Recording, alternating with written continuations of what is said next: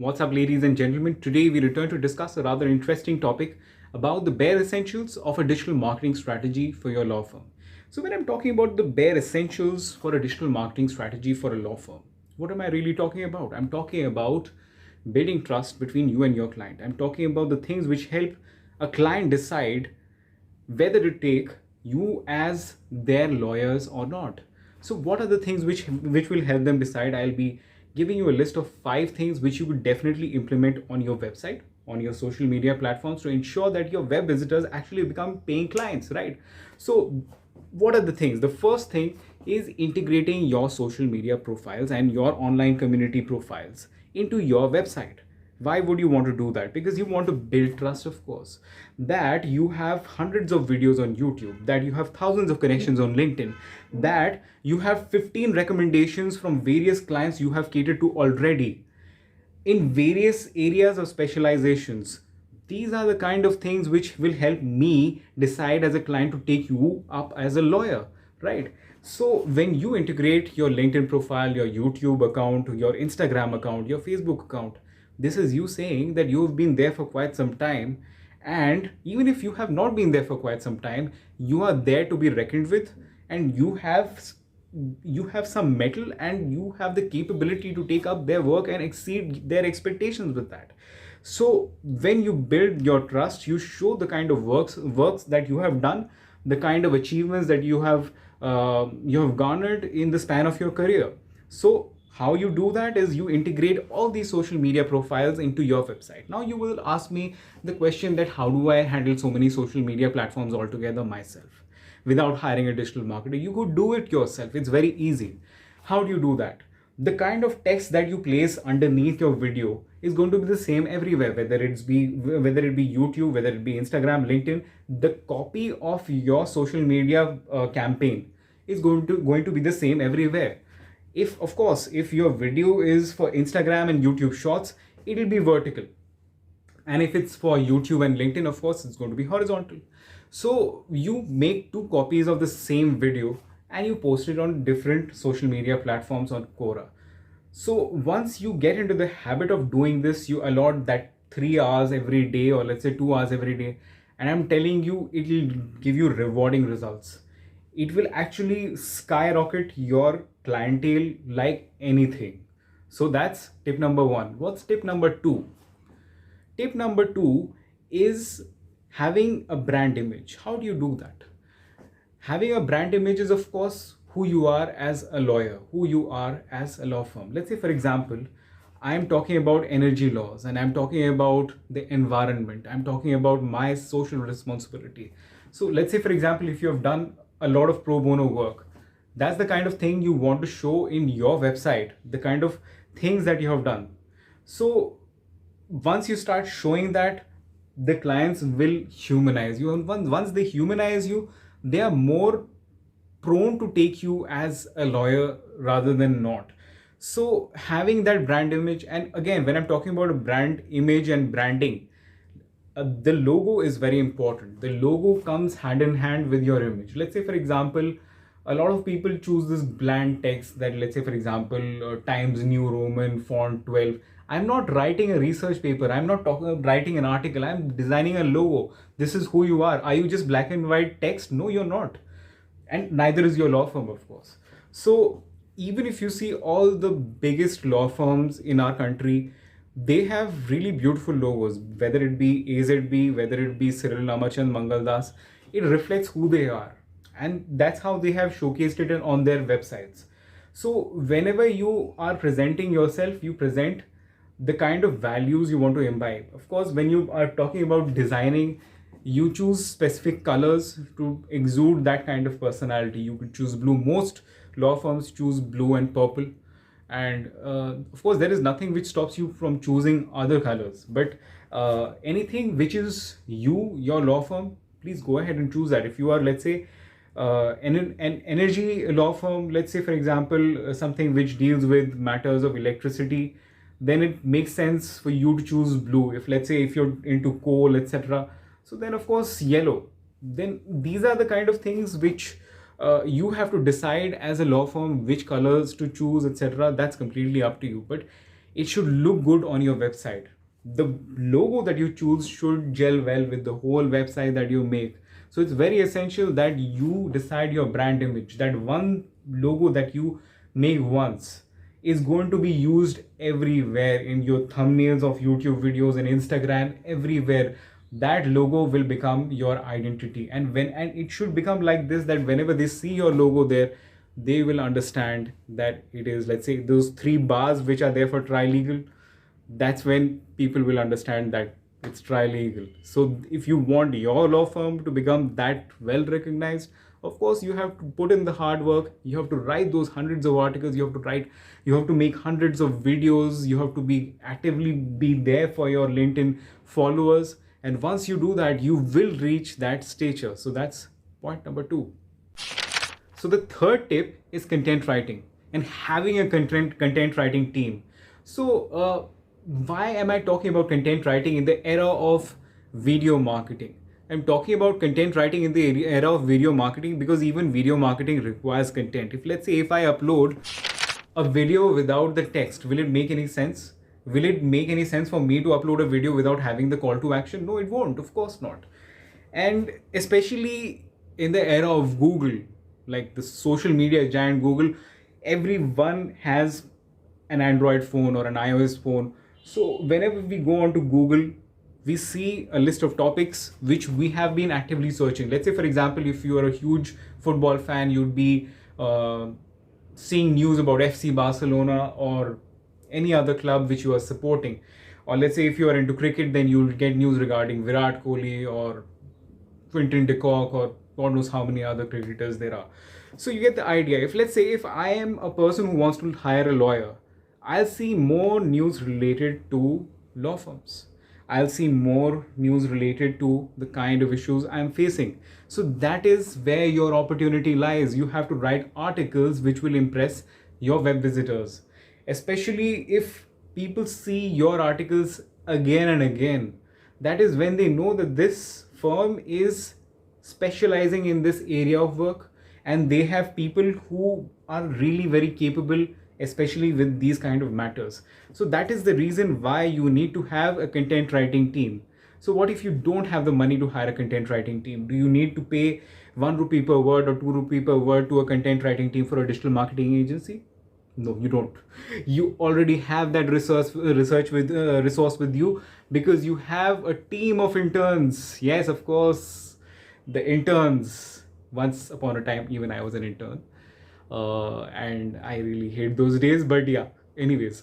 So you have to delegate this task to your intern team and you have to tell them to write articles on the topics in which you specialize in. Especially if you're a property lawyer, you write hundreds of articles on property law. You talk about inheritance, you talk about all the relevant things that will help you get to the search page organically, and you don't need to put up ads for that. There is no need to advertise, as we have spoken earlier in the other video. And if you haven't seen that video already, I will share a link to that in the description below.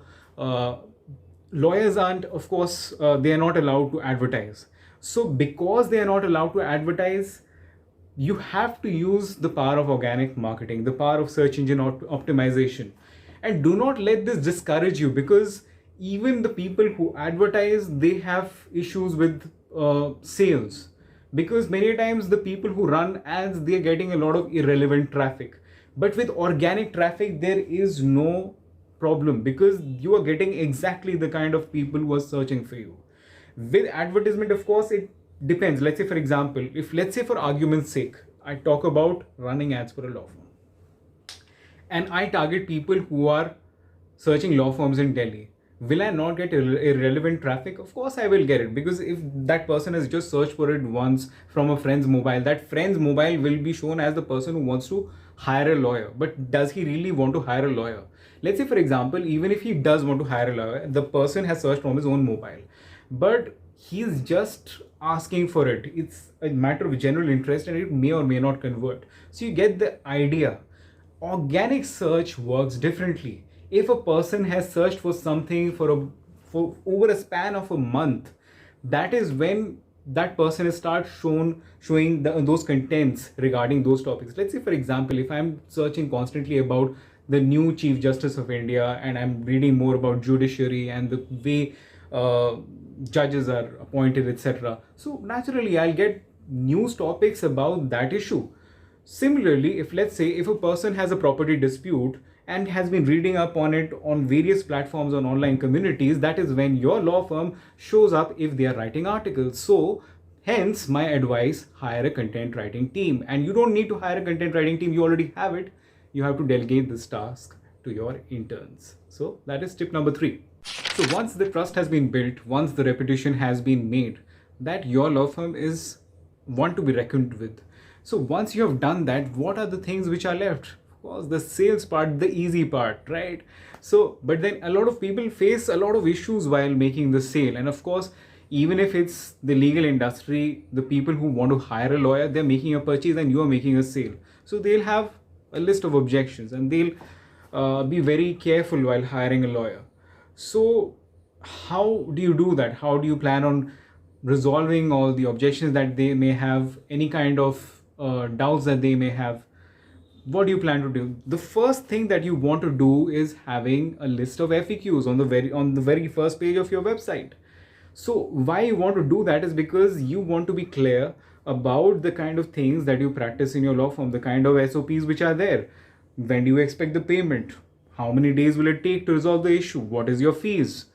What kind of people are there in your firm? Everything, anything which is relevant to your area of practice, you want to specify that in your website in the first page itself. So having the FAQ section is extremely important, and it is important that you don't delegate this task to your web developer, because he will copy paste from any website and he's going to vomit it down on your website in the first page, and trust me, it looks really very ugly when you find stock text, copied and plagiarized text on your website, and that's when Google downgrades you as well. So that's exactly the kind of thing you don't want to do. And if you want to do the right thing, you have to write these things down yourself. You want to talk about your office hours, you want to talk about the things which I just spoke about. So having the FAQs down is a short way of converting your clients better. So this connects with the last point which I'm going to discuss, but what kind of FAQs you want to have. Of course, if you have a multi-page website, which I seriously advise that you should get one multi-page website, because the relevancy of that page increases more, because that's how organic traffic is determined. That is how you get a lot of organic traffic, and that is how search engine optimization is done. If you fit in, let's say, arbitration, corporate law, you are introducing energy laws, everything into one page, and you try to rank for all those keywords, it will fail miserably, because it's always wiser to rank for one keyword and a couple of secondary keywords rather than doing everything all at once. So have separate pages for separate kind of services, and that's how your page will be ranking higher. And introduce a list of FAQs for every separate page. Let's say, for example, you have separate FAQs for arbitration. Go ahead and do that. If you have separate FAQs for corporate registrations, for trademark registrations, go ahead and do that. So anything which is relevant, you should include that in your FAQ section. So that's tip number 4. The last point is the most important one. And why it's most important is because it's the final step for you to get that sale. And it's of course the call to action. The CTA is extremely important. The CTA is the button which is placed in the hero section. Of course, it could be the call button, it could be a book appointment button, or anything like that. Usually most law firms have a call button which goes to the reception, or there's a book appointment button which helps you schedule an appointment with that particular lawyer, and it takes you to a payment gateway where that person makes that minimal payment of, let's say, whatever amount, and that's how a call to action works. But how do you design that, and how do you place that in a website? It's always advisable that the button, which is the CTA, is always larger than the rest of the body of the text, because that makes it more distinguishable. That clears the intent to your client that this is the action you want them to take. So let's say, for example, if you want to book an appointment, you place that right below the hero section and you say book appointment. You place that 2 more times, and then you give this option time and time again, so that it is very clear that your intention is there to get them into the meeting and board them up as clients. So that's very important that you make the intention of your website very clear. Whenever we used to write articles or we used to write anything in our student days when we were in law school, so we used to write about the clarity. The clarity was very important. It's about the objective, reasoning, conclusion. All these things are very important. You have to be very clear about what you want, and what you want is actually what you get. In all these kind of things, in digital marketing especially, what you want is actually what you get. So you say that you want to get the appointment, you get the appointment, you get the fees for that, you board them up as clients. It's as simple as that. So here it is. These are the 5 different tips that you can implement in your website, in your social media profiles, so that you can convert your prospective clients into paying clients. And I will return with yet another set of topics which will be relevant to your law firms very soon. So I bid adieu to you until next time.